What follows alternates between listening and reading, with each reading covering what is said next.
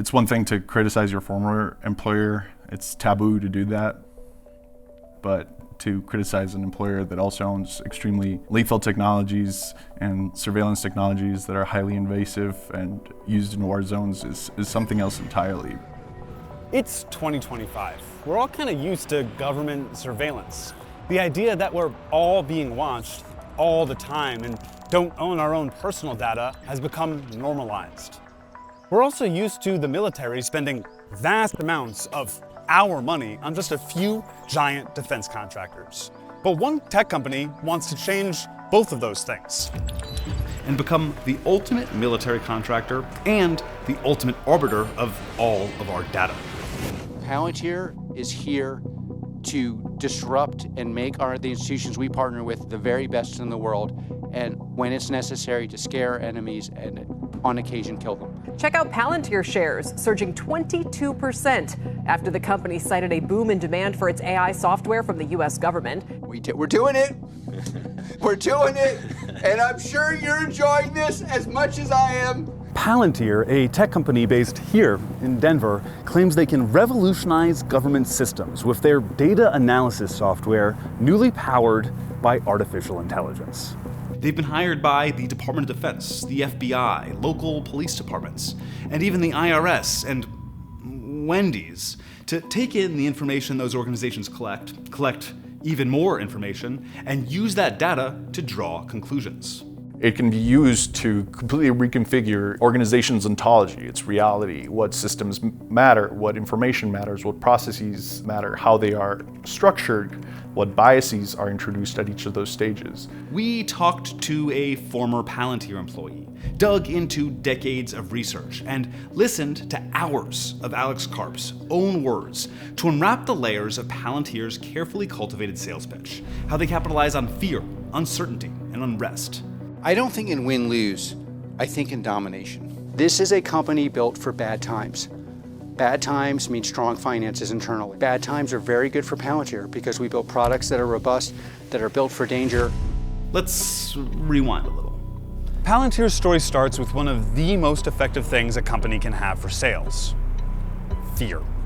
After the September 11th attacks, the United States government began expanding surveillance both at home and abroad. This was, of course, a boon for the defense industry at large. Simultaneously, the Silicon Valley tech industry was growing fast and making people in a once obscure industry very, very rich, very, very quickly. Like the founders and executives at PayPal, known as the PayPal Mafia.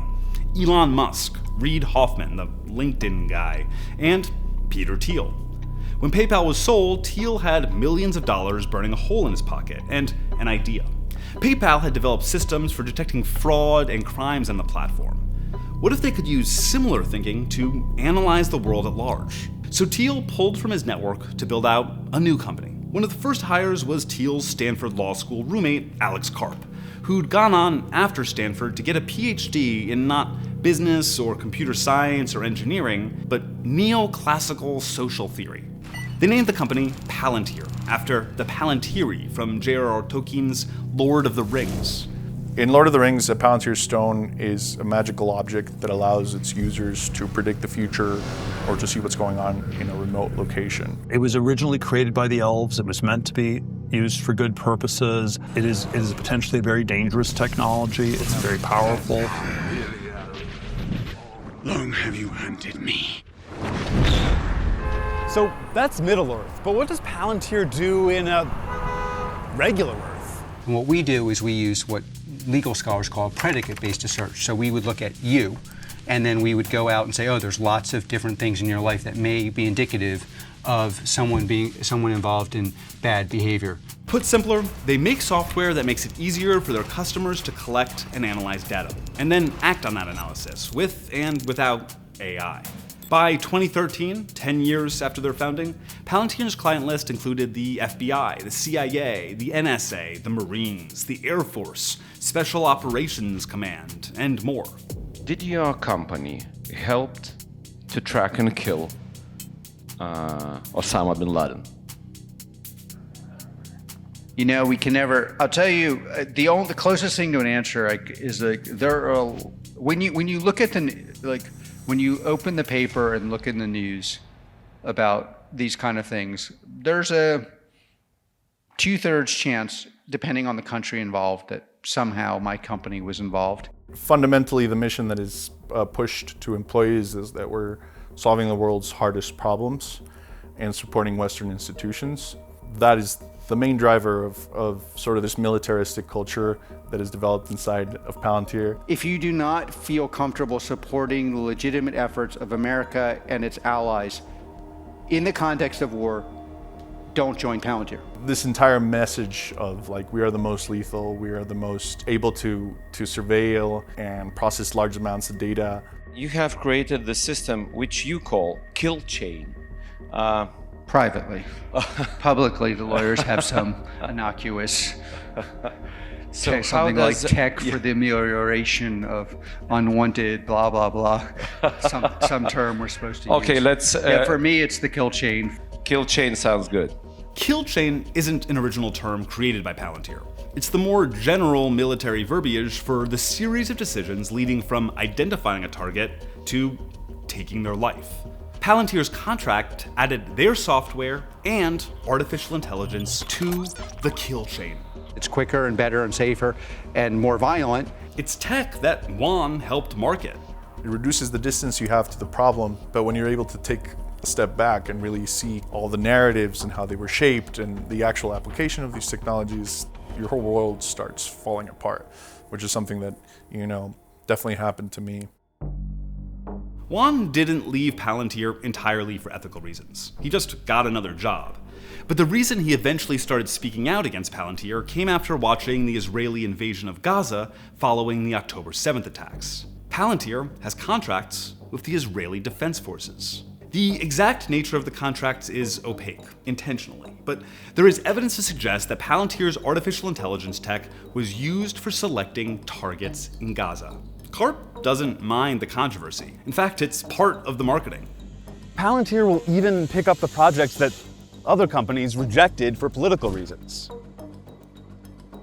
We are very comfortable being unpopular. Karp doesn't think controversy will lose Palantir customers. Whatever is pissing them off, they're still buying the product. Wendy's hired Palantir to help with their supply chain. Palantir works with health insurance companies to build AI for denials management to protect revenue. Do you want Palantir's AI making decisions about what care is covered for you and your loved ones? They also do business with for-profit hospitals, major investment banks, and even other defense contractors. In 2024, Palantir brought in nearly $2.9 billion in revenue, 55% of which came from government sources, with the vast majority being American. So let's look at their pitch to the American government. Last year, Palantir CTO Shankar put out a presentation and white paper called The Defense Reformation. He cites The Last Supper, which was a secretive 1993 meeting between defense industry executives and the Deputy Secretary of Defense. Over a dozen companies walked in, and only a few walked out. That dinner is often cited as the origin of our consolidated military-industrial complex. And to me, I think this was the definitive moment that kicked off the financialization of defense. From that point forward, it became all about buybacks and dividends and leverage ratios. Criticizing the financialization of the defense industry, calling out stock buybacks, that doesn't sound like a defense executive. That sounds more like the exact argument about the defense industry that we have made before. I think what's interesting to me about Palantir is how they co-opt the language of revolution. But Sankar's argument did work on somebody, Uncle Sam. The Defense Innovation Board, an advisory group within the Department of Defense, cited Sankar's presentation multiple times in their 2024 report on why the DOD needs to divert more of their budget to emerging technology. That's giving money to Palantir. There's a reason Palantir just replaced Ford Motors in the S&P 100 in the months after Trump was elected. The Trump administration is an ideal customer for what Palantir is selling. First, there are many former Palantir employees sprinkled across the Trump administration, from inside DOGE to foreign policy advisors to high-level technology appointees. And Palantir co-founder Peter Thiel, heavily invested in the company, is also heavily invested in President Trump and Vice President Vance. He was a major campaign donor to both. Then the stated goal of DOGE is to streamline and combine government data, which is exactly what Palantir does. The ways that the government is defrauded is that the computer systems don't talk to each other. And obviously, Karp is loving it. Disruption, at the end of the day, exposes things that aren't working. There'll be ups and downs. There's a revolution. Some people can get their heads cut off. It's like we're expecting to see really unexpected things and to win. And what is winning, according to Palantir? This is CTO Shyam Sankar in 2021. Turning to government, we continue to advance our mission of becoming the U.S. government's central operating system as we extend our footprint across defense, healthcare, and civilian agencies. The government's operating system. They want everything to funnel through Palantir. Palantir already has contracts with the IRS, going through taxpayer data to save auditors time by finding the easiest audits to pursue. Now, Wired reports, DOGE will likely hire Palantir to create unified software for the entire IRS, a mega API that would allow anyone with access to view and possibly alter all IRS data in one place. That's all of your financial information. And they have multiple contracts with the Department of Health and Human Services, including nearly $100 million to support HHS's core administrative data and applications, to manage, ingest, and access data securely across business domains. HHS's core responsibility is Medicare and Medicaid. That's control over millions of Americans' health records and their access to healthcare. So what does it mean for one contractor to have all that power, data, and taxpayer money as profit, especially as AI gets involved?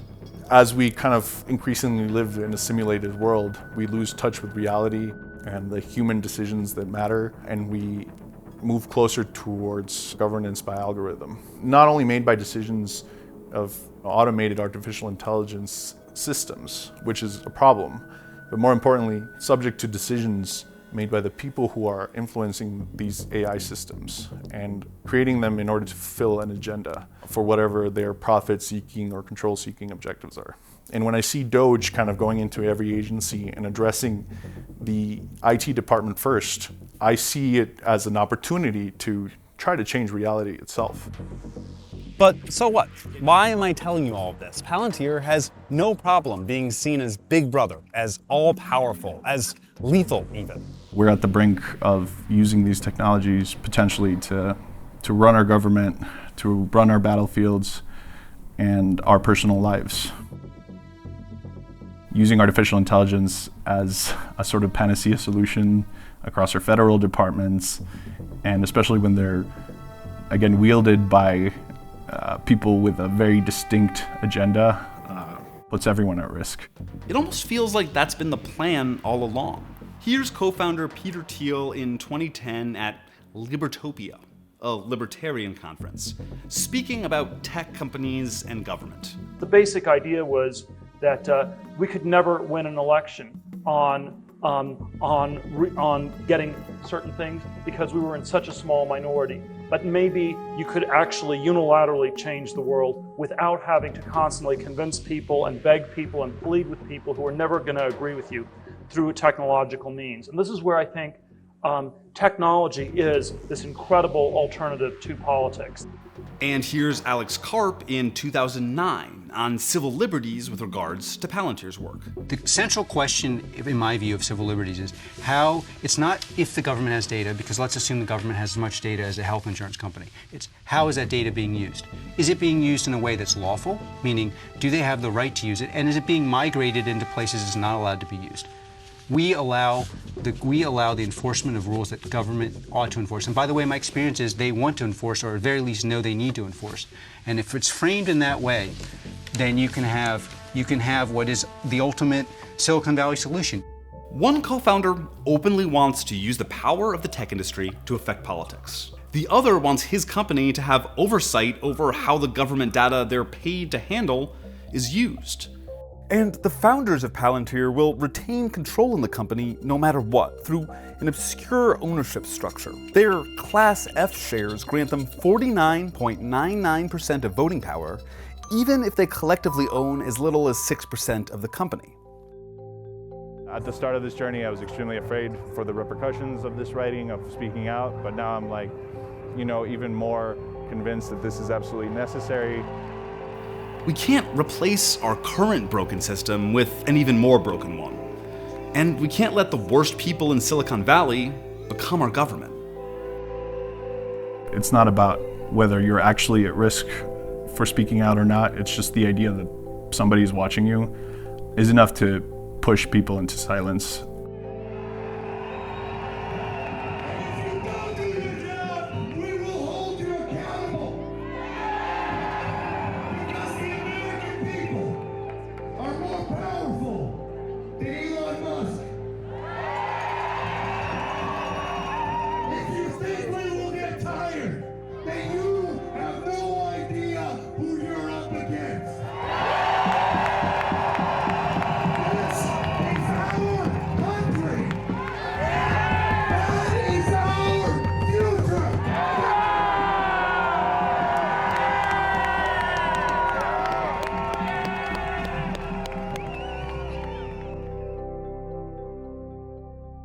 Thank you so much for watching. If you want to support more nonprofit reporting into corporate greed, don't forget to like and subscribe, and let us know in the comments what you'd like to see us cover next.